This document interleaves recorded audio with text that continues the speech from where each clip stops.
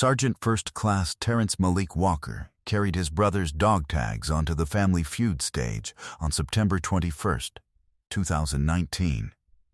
Two aluminum rectangles on a steel ball chain, stamped with the name Walker, Marcus D., blood type O positive, last four of a social security number that no longer belonged to a living person. Marcus Walker had been dead for 4 months. He died on May 3, 2019, at the age of 28, in a VA hospital parking lot in Birmingham, Alabama, in the front seat of his truck, from an overdose of the opioids that the VA had prescribed for a shrapnel wound in his right hip that had never healed properly, and that the VA had deemed not severe enough for surgical intervention 3 times.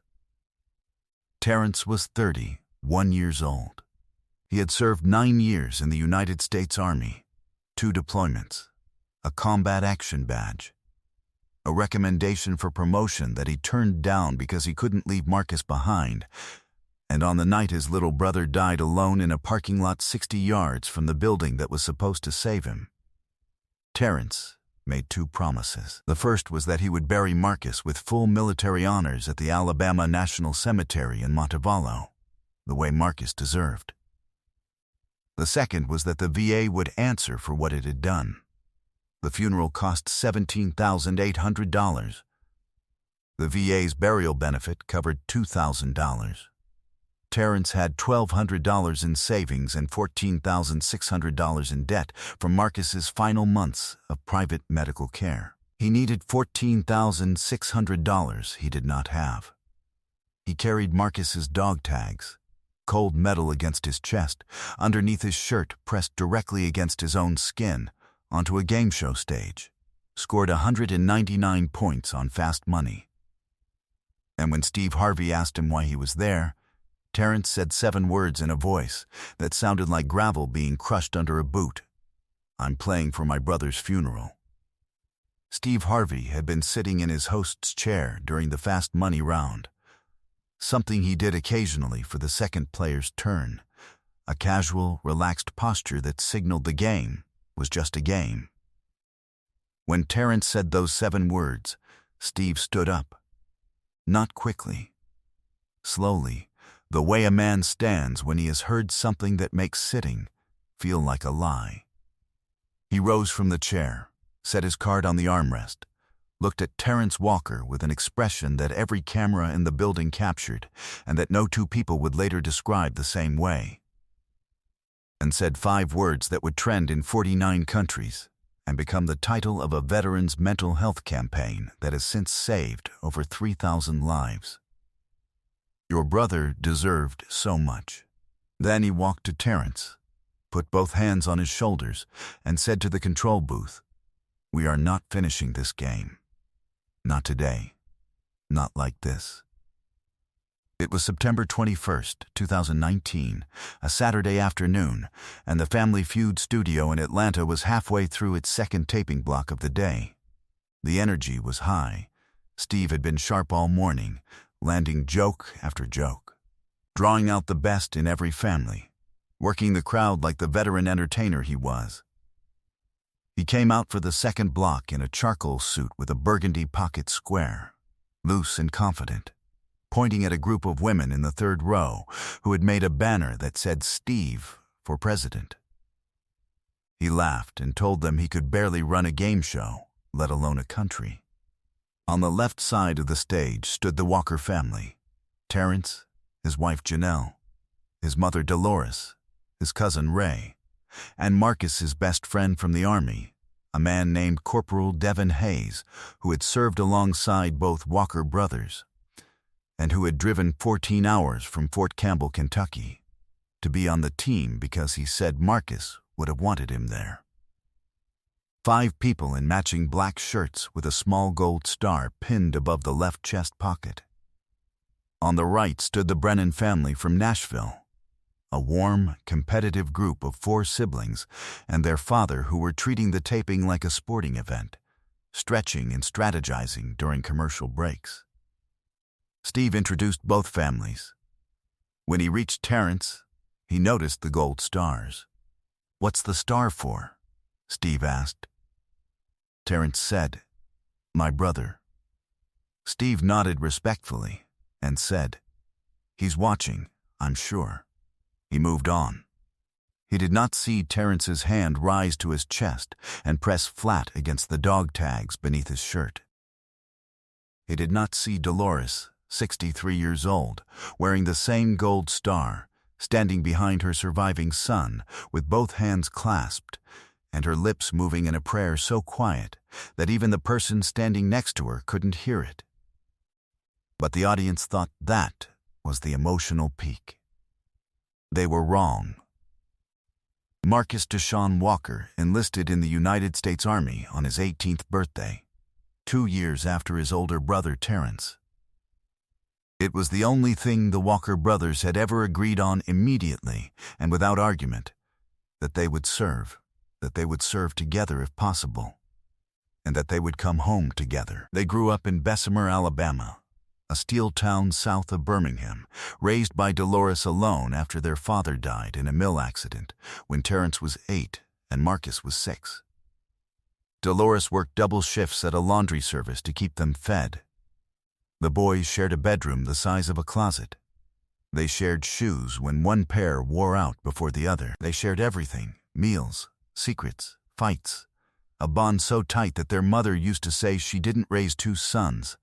She raised 1 son with 2 bodies. Marcus deployed to Afghanistan in 2014. He was assigned to a forward operating base in Helmand Province.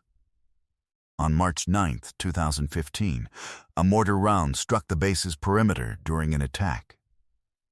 Marcus was 40 yards from the impact. Shrapnel, 3 fragments of varying size, embedded in his right hip and upper thigh. He was medevaced to Bagram, then to Landstuhl in Germany, then to Walter Reed. The fragments were partially removed. One piece, a 7mm sliver lodged against the iliac crest, was deemed too close to a major blood vessel for safe extraction. Marcus was told it would cause chronic pain, but was manageable with medication. He was discharged in August 2015 with a disability rating of 40%. Marcus came home to Birmingham. The pain was not manageable. It was constant. A deep, grinding ache in his right hip that turned into sharp, electric jolts when he sat too long, stood too long, walked too far, slept on the wrong side. He couldn't work construction, which was what he knew. He couldn't stand for a full shift at the warehouse jobs he applied for. He took a part-time position at a hardware store, 20 hours a week, $11 an hour, and supplemented with VA disability payments of $673 a month. Total income, $19,636 a year. Marcus filed his first request for surgical intervention on November 12, 2015. The VA orthopedic surgeon reviewed the imaging and recommended monitoring. Fragment position is stable, the report said. Surgical risk outweighs potential benefit at this time. Marcus filed again on June 3, 2016, after the pain had intensified to the point where he couldn't sleep more than 3 consecutive hours. The second review noted continued fragment stability and recommended adjustment of pain management protocol. Translation: more medication. The VA prescribed oxycodone, 10 milligrams, 3 times daily. Marcus took it. The pain became tolerable. Then the dosage became insufficient. He went back. They increased it to 15 milligrams. Then 20. Then added a second opioid, hydrocodone, for breakthrough pain. By 2017, Marcus was taking 4 prescriptions simultaneously, all VA issued, all for the same shrapnel wound that the VA had decided 3 times was not severe enough to operate on. Marcus filed a 3rd surgical request on February 14, 2018. A new orthopedic surgeon reviewed the case and wrote in the notes, "Patient presents with progressive pain, reduced mobility, and signs of opioid dependency. Surgical extraction of the remaining fragment is recommended." The recommendation was forwarded to the Regional Authorization Office. It was denied on March 28, 2018. Surgical intervention is not approved. Current pain management protocol is adequate. The surgeon's own recommendation was overridden by an administrative office 200 miles away. Terrence watched his brother disappear. Not all at once, slowly, the way a person disappears when the thing that is supposed to help them is also the thing that is destroying them. Marcus stopped calling as often. He stopped coming to Sunday dinner at Dolores's house. He lost weight, 41 pounds over 2 years. His eyes, which had once been sharp and quick and full of the particular mischief that made Marcus the kind of person strangers liked immediately, went flat. He started canceling plans. He started lying about where he was. He told Terrence he was doing fine the same way every person in these stories says they're fine, with a voice that is technically steady, and eyes that are technically dry, and a body that is technically upright, and none of it is true. Terrence confronted him in March 2019. He drove to Marcus's apartment in Birmingham and found his brother sitting in the dark at Tulip Zero in the afternoon, blinds closed, TV off, an empty prescription bottle on the coffee table. Terrence sat down across from him and said, "Talk to me." Marcus looked at him. "There's nothing to talk about, T. I'm managing. You're not managing. You're dying." Marcus's jaw tightened. He looked at the empty bottle. He looked at his brother. And he said something that Terrence would replay in his mind every day for the rest of his life. "They gave me pills instead of surgery. And now the pills are the problem too. So what do I do, T? What do I do?" Terrence didn't have an answer. He drove Marcus to the VA the next morning. He sat in the waiting room for 4 hours. Marcus saw a psychiatrist for 30 minutes. He was referred to a substance abuse program with a 12-week waiting list. He was given a new prescription, a lower-dose opioid, to taper off the higher doses. He was sent home. 7 weeks later, Marcus was dead. The Birmingham police found him on May 3, 2019, at 6:40 in the morning, in the front seat of his truck in the VA hospital parking lot. He had driven there during the night.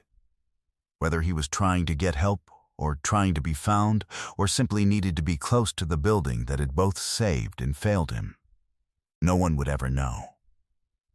The cause of death was accidental opioid overdose. He was 28 years old. Terrence got the call at 7:15 in the morning. He was at Fort Bragg, where he was stationed as an instructor. He drove 7 hours to Birmingham without stopping. He walked into the medical examiner's office, identified his brother's body, collected Marcus's personal effects, wallet, phone, keys, dog tags, and drove to Dolores's house. He sat on her porch and told his mother that her youngest son was dead. Dolores didn't scream. She didn't collapse. She stood up from her chair, walked inside, went to her bedroom, closed the door, and did not come out for 3 days. Marcus had a daughter. Mia, she was 4 years old and lived with her mother Shayla in Tuscaloosa. Marcus saw her every other weekend, or he had, until the pain and the pills made the drive impossible. He hadn't seen Mia in 5 months when he died. Shayla brought Mia to the funeral home for the viewing. Mia stood next to the casket in a white dress and looked at her father and said nothing for a long time. Then she reached out and touched his hand, the way she used to touch his hand when he held her on the couch, and said, "Daddy, why won't you wake up?" Terrence was standing behind her, his entire body locked, every muscle, every joint, every vertebra. He stood behind his 4-year-old niece and listened to her ask her dead father to wake up, and felt something inside his chest seal shut, a compartment closing, a door locking, a piece of himself being put away in a place where he would not have to look at it. He picked Mia up. He carried her out of the room. He did not cry. He would not cry for 4 months. Not until the stage of Family Feud. Not until Steve Harvey's hands were on his shoulders. And that wasn't even the part that made Steve cry. The funeral home quoted $17,800. The VA burial benefit was $2,000. Marcus had no savings. His checking account held $74. His life insurance through the VA had lapsed because he had missed 2 premium payments during a hospitalization. Terrence paid what he could, $1,200 from his own savings. Dolores had nothing. Shayla had nothing. Terrence started selling things. His hunting rifle, $400. His watch, a gift from Janelle for their anniversary, $650. His truck's spare tire and toolkit, $200. He stopped eating lunch at the base. He told Janelle the cafeteria was running a free promotion for instructors. It wasn't. He dropped 14 pounds in 2 months. Marcus had been in a refrigerated holding room at Eternal Rest Funeral Home in Birmingham for 4 months when Devin Hayes called Terrence and said, "We need to get Mark home. T. He's been waiting too long." Devin had seen a Family Feud casting call online. He drove to Fort Bragg, sat in Terrence's living room and said, $20,000. 1 game. What do you have to lose? Terrence said, I don't want to be on TV. Devin said, Marcus wouldn't want to be in a refrigerator. Terrence filled out the application that night. And then Terrence said something that no one was prepared for. The Walker family won the main game 288-261 against the Brennans. They advanced to fast money. Terrence went first, military precision, fast, controlled. He scored 161. Ray went second. He was shaky, missed the 3rd question, gave a low answer on the 5th. The numbers climbed, 177, 184, 190, 195. The final answer landed, 199, 1 point. The music played. Ray shook his head. Janelle put her hand on Dolores's shoulder. Devin looked at the floor. But Terrence didn't move. He stood at the podium with both hands flat on the surface, and his eyes closed, and his jaw set so hard a muscle pulsed in his temple. His right hand moved, slowly, from the podium to his chest, where Marcus's dog tags pressed against his skin beneath the black shirt. Steve had been sitting in his host chair during Ray's round. He had the card in his hand. He looked at the board, 199, and opened his mouth to deliver the standard consolation line he had delivered thousands of times. But before he could speak, Terrence opened his eyes, turned to Steve, and said it. I'm playing for my brother's funeral. Steve's mouth closed. The card lowered to his lap. He sat perfectly still in the chair for 3 seconds. Then he stood up. Slowly, the way a soldier stands when a flag passes. He rose from the chair with a deliberateness that every person in the studio recognized as something more than standing. It was a man deciding that whatever came next required him to be on his feet. What did you say? Steve said. Terrence reached under his collar and pulled the dog tags out. He held them up, 2 aluminum rectangles swinging on a steel chain, catching the studio lights. My little brother, Marcus, he served in Afghanistan, took shrapnel in Helmand Province. The VA wouldn't operate. They gave him pills instead. He died 4 months ago. He's been in a funeral home since May because I can't afford to bury him. The studio fell completely silent. Steve looked at the dog tags. He looked at Terrence. He set the card on the armrest of the chair and walked to Terrence, 6 steps, each one measured, each one carrying the weight of what he had just heard. He put both hands on Terrence's shoulders. Your brother deserved so much. He said it quietly. Not for the audience. For Terrence. For Marcus, for the dog tags hanging between them. He turned to the control booth. We are not finishing this game. Not today. Not like this. A producer appeared at the curtain. Steve didn't look at her. This is a soldier telling me his brother died because the VA gave him pills instead of surgery, and now he can't bury him. We are done. The studio fell completely silent for the second time. 300 people and a full production crew holding their breath. Steve turned back to Terrence. Let me tell you something. I was living in my car for 3 years. A 1976 Ford Tempo. I was eating out of trash cans. I was showering at gas stations. And the thing that almost killed me wasn't the hunger. It was the feeling that nobody saw me. Nobody knew I was drowning. Your brother knew that feeling. He walked into a VA hospital parking lot in the middle of the night because he was drowning and nobody saw him. And I will not let his brother stand on my stage and drown too. Steve pulled out his phone. The audience gasped. This is Steve Harvey. I need Eternal Rest Funeral Home in Birmingham, Alabama. I have Sergeant First Class Terrence Walker here with me. His brother, Marcus Deshaun Walker, is in your care. The full outstanding balance, every dollar, is being paid today by the Harvey Foundation. I want Marcus buried at the Alabama National Cemetery in Montevallo with full military honors. I want the service scheduled within 3 weeks.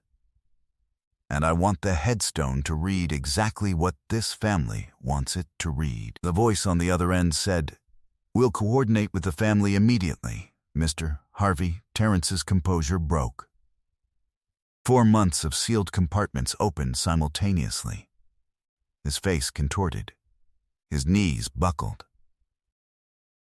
Devin caught him, grabbed him from behind with both arms, and held him upright the way soldiers hold soldiers, firm and close, weight against weight. Janelle was at his side. Dolores was behind him, both hands on his back, praying out loud, thanking God, saying Marcus's name over and over. The studio erupted, 300 people standing, crying, screaming, and inside that noise, Terrence Walker pressed his brother's dog tags against his forehead and set his brother's name into the metal. But Steve wasn't done. He held up his hand. The room went quiet. "The funeral is covered," he said. "But I need to say something about how Marcus Walker died. This man served his country. He took shrapnel in Afghanistan. He asked the VA to remove it. They said no. 3 times. They gave him opioids instead. Higher and higher doses. And when the pills became the problem, they put him on a 12-week waiting list for treatment. He died 7 weeks into that wait. In a parking lot, 60 yards from the front door of the building that was supposed to help him. Steve's voice cracked. 60 yards. He turned to the camera. "I want to talk to everyone watching at home right now. There are veterans all over this country right now. Right now. While I'm talking, sitting in apartments, in trucks, in parking lots, carrying pain that the VA won't treat and prescriptions that are making it worse. Marcus Walker is not a statistic. He was somebody's little brother. He was somebody's father. He had a 4-year-old daughter who asked him to wake up at his viewing. And the system that was built to protect him killed him. So here's what I'm going to do." Steve announced that the Harvey Foundation would cover not only the funeral, but also the full cost of a private surgical consultation and procedure for every veteran in the Birmingham VA's system who had been denied surgical intervention for retained shrapnel and was currently being managed with opioids. "I'm hiring a surgical team," Steve said. "Board-certified orthopedic surgeons. They will review every denied case, and every veteran who should have gotten surgery and got pills instead will get that surgery. The Harvey Foundation is funding it." The audience was still processing that when Steve did something no one expected. He walked across the stage to the Brennan family. Patrick Brennan, The father, a retired firefighter from Nashville, was crying openly. He stepped forward and gripped Steve's hand. "My partner died from pills," he said. "Same story, different uniform. Give them our prize. Give them everything." Steve pressed his handkerchief to his face. He turned away. His shoulders shook for 15 seconds. When he turned back, his voice was stripped to the bone. "Both families win. Both families. Full prize. That is how we honor Marcus Walker." He wasn't finished. Steve picked up his phone one final time. "Speaker on. I want a fund established this week. The 60 Yards Foundation, named for the distance between where Marcus Walker died and the front door of the building that should have saved him. For any veteran in America who has been denied surgical treatment and placed on long-term opioid management as a substitute. Starting balance, $500,000. I'll match every donation up to $2 million. A camera operator in the back of the studio set down his rig and walked out of the building. Not in anger. He was a veteran. He had shrapnel in his shoulder. He was on VA-prescribed opioids. He walked to the parking lot, sat on the curb, and called the VA helpline. The production team found him there after the taping. He was still on hold. The taping ran 64 minutes past schedule. Every crew member stayed. The director later told a reporter that it was the first taping where Steve refused to do the standard end of Showwave. Instead, Steve walked to Dolores Walker, took both of her hands, and said, "I'm sorry I couldn't save your son. But I promise you, his name will save others." When the episode aired 9 weeks later, on November 23, 2019, the Saturday before Thanksgiving, the clip of Terrence holding up Marcus's dog tags was viewed 91 million times in 48 hours. Within 2 weeks, it crossed 420 million views. The hashtag 60 Yards trended in 49 countries for 10 consecutive days. The image of the dog tags, 2 aluminum rectangles catching the studio light, became what the Associated Press called the most powerful visual of the veterans' mental health crisis since the Vietnam Memorial. The Department of Veterans Affairs issued a statement within 72 hours acknowledging gaps in surgical intervention protocols and announcing an immediate review of all cases where surgical recommendations had been overridden by administrative offices. 3 senators cited Marcus Walker's case on the floor within a month. 3 months after the taping, Marcus Deshaun Walker was buried at the Alabama National Cemetery in Montevallo with full military honors. 7 soldiers in dress uniforms. A 3-volley salute. A bugler playing taps across the rolling green hills. Terrence stood at the graveside in his own dress uniform, Marcus's dog tags in his left hand, his right hand in a salute that he held for the entirety of taps, 24 notes, each one a goodbye, each one landing in his chest like a stone. Dolores stood beside him. Janelle stood beside her. And Mia, 4 years old, white dress, holding Shayla's hand, stood at the foot of the casket and placed a single sunflower on top. Marcus had always brought her sunflowers when he visited. She didn't know that. Shayla had told her. A year after the taping, the 60 Yards Foundation had received $8.9 million in donations from 73 countries. It had funded independent surgical consultations for 3,140 veterans who had been denied VA surgical intervention and placed on long-term opioid management. Of those 3,140 cases, 847 were approved for surgery by the independent review panel. Terrence left the Army and became the Foundation's executive director, traveling to VA hospitals across the country to sit with veterans in waiting rooms. The same waiting rooms, the same plastic chairs, the same 4-hour waits, and tell them that someone was coming, that the wait was ending, that they would not be Marcus, 5 years later, the 60 Yards Foundation has served over 7,400 veterans across all 50 states. Its data has been cited in 11 pieces of federal legislation on VA reform. A bill requiring the VA to provide independent surgical review within 60 days of any denial where opioids are prescribed as an alternative, the Marcus Walker Surgical Access Act, was signed into law in 2024. The Foundation's motto is printed on every letter, every banner, every ID badge worn by every member of its surgical review team. 60 yards is too far to die alone. Today, Terrence Walker is 36 years old. He lives in Birmingham, Alabama, the same city where Marcus lived, the same city where Marcus died. He moved there after leaving the Army because he could not bring himself to live anywhere else. He wanted to be close to the parking lot.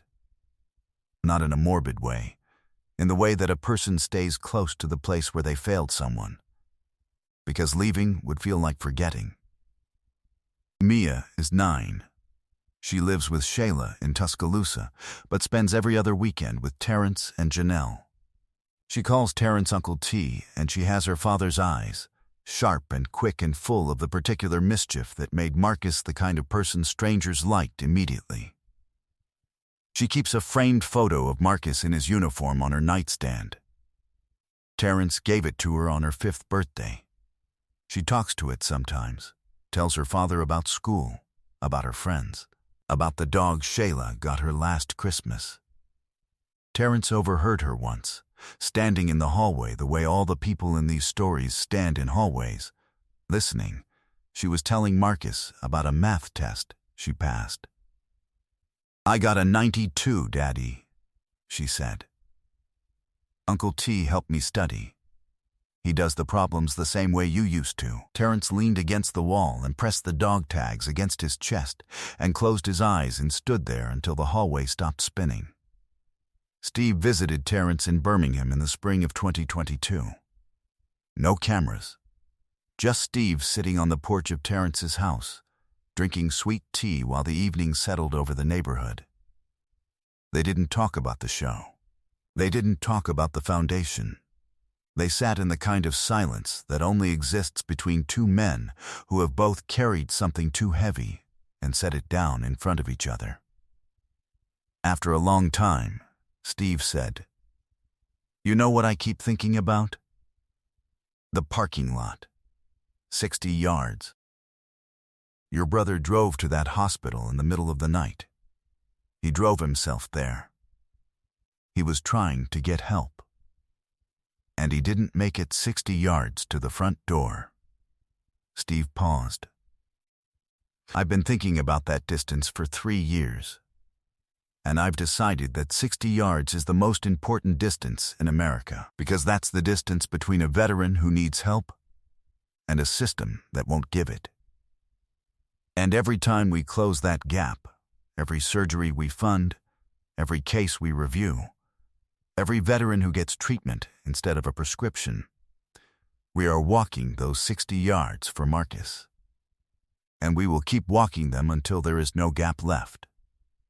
Terrence still wears the dog tags, not around his neck.